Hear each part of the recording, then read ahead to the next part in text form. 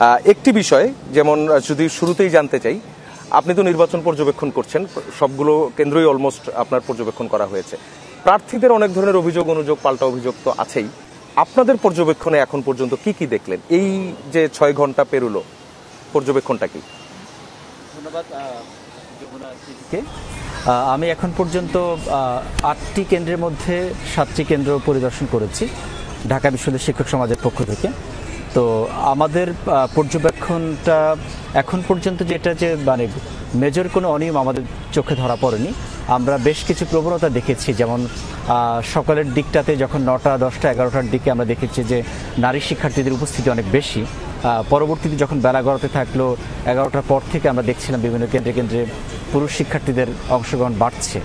এবং আমাদের সর্বশেষ যে খবর আমি বিভিন্ন কেন্দ্র থেকে পেয়েছি সেটা বলছে যে অ্যাটলিস্ট 60% ভোট কাউন্ট বা কাস্টিং হয়েছে, এবং কোথাও কোথাও সেটা বলছে 80%-এর মতো। তো আমরা যদি ধরে নিচ্ছি যে অনার অ্যাভারেজে 60 to 80%, তাহলে সেটা আমি মনে করি একটা আশাব্যঞ্জক ব্যাপার।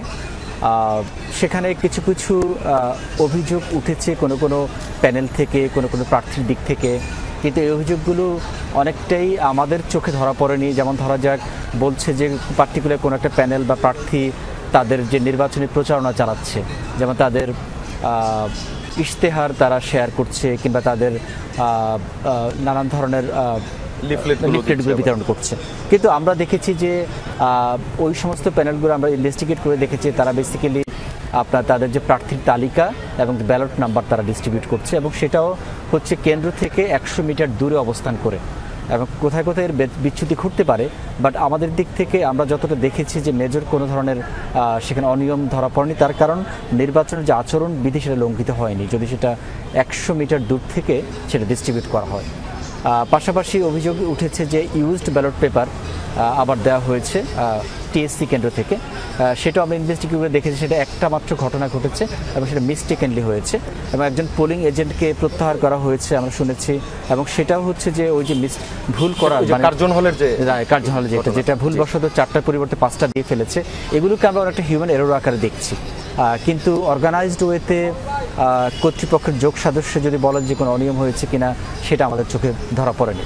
কিন্তু কোনো কোনো প্রার্থী বা প্যানেল থেকে এরকম অভিযোগ এসছে যে পোলিং এজেন্টদের যে কার্ড পেতে ভোগান্তি হয়েছে, গতকাল রাত 12টা বাজে তারা কার্ড পেয়েছে, কিংবা সকালে কার্ড কালেক্ট করতে হয়েছে, কিংবা তারা যে সমস্ত কেন্দ্রে যে সমস্ত পোলিং এজেন্টকে দিতে চেয়েছিল সেই সমস্ত কেন্দ্রে সে পোলিং এজেন্ট দিতে পারেনি। তো সেই দিক থেকে এই ধরনের অভিযোগ উঠে এসছে, বাট সেটা গুরুতর কোনো অভিযোগ না, এবং আমরা সেটা ইলেকশন কমিশনে আলাপ করেছি, এবং যা কিছু আমরা পাচ্ছি অভিযোগ আকারে মাঠ থেকে সেগুলো আমরা আমাদের মতো করে পাস করে দিচ্ছি।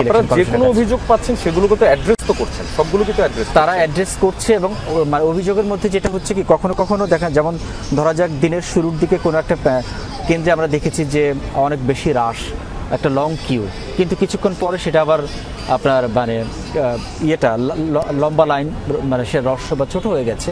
এবং এটাও ডিপেন্ড করছে আসলে মানে কোন সময় নিয়ে আমরা কথা বলছি। যেহেতু 6 ঘন্টা ভোট হয়ে গেছে এবং একটা বড় ধরনের টার্নওভার ঘটেছে, তো সেই দিক থেকে আসলে দিনের বিভিন্ন অংশে বিভিন্ন রকম অবজারভেশন আমরা পেয়েছি। এবং এখন দেখা যাক শেষ 1.5 বা 2 ঘন্টা যে সময়টা আছে আরেকটা বিষয়, সেটা হচ্ছে এই যে নির্বাচনটা হচ্ছে ডাকসু নির্বাচন, জাতীয় নির্বাচনের ঠিক আগে, এটি জাতীয় নির্বাচনের জন্য কি ধরনের বার্তা দিচ্ছে? আমি মনে করি যে ডাকসুকে তো কনসিডার করা হচ্ছে সেকেন্ড পার্লামেন্ট হিসেবে। তো সেই হিসাবে যে ঢাকা বিশ্ববিদ্যালয় বাংলাদেশের ছাত্র রাজনীতি বা শিক্ষার্থী রাজনীতি একটা সেন্টার, এবং আমরা যদি জুলাই গণ অভ্যুত্থানের দিকেও তাকাই, সেটার এপি সেন্টার ছিল ঢাকা বিশ্ববিদ্যালয়, এবং এখান থেকে একটা নেতৃত্ব উঠে আসছে। তো সেই দিক থেকে আমি মনে করি ঢাকা ইউনিভার্সিটিতে যদি মানে দীর্ঘ 17 বছর পর এই শিক্ষার্থীরা যারা ভোট দিচ্ছে, যাদের বয়স এখন 18 থেকে 24 বা 25 হবে, এই এইজ কোহর্টটা আসলে এই প্রথমবারের মতো তারা তাদের জীবনে ভোট দিতে পারছে, এবং সেটা এই গভর্নমেন্টের জন্য প্রথম একটা ভোটের ব্যবস্থা।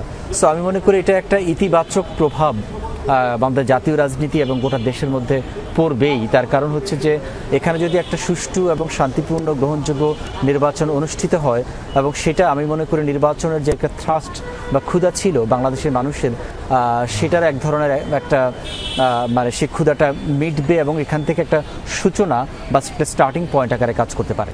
জি। ডক্টর খোরশেদ আলম, আপনাকে অসংখ্য ধন্যবাদ আমাদের সঙ্গে যোগ দেওয়ার জন্য। আপনাকে ধন্যবাদ। দর্শক, আমরা কথা বলছিলাম ডক্টর খোরশেদ আলম, গণযোগাযোগ ও সাংবাদিকতা বিভাগের সহযোগী অধ্যাপক, যিনি নির্বাচন পর্যবেক্ষণের দায়িত্ব পালন করছেন, তার সঙ্গে।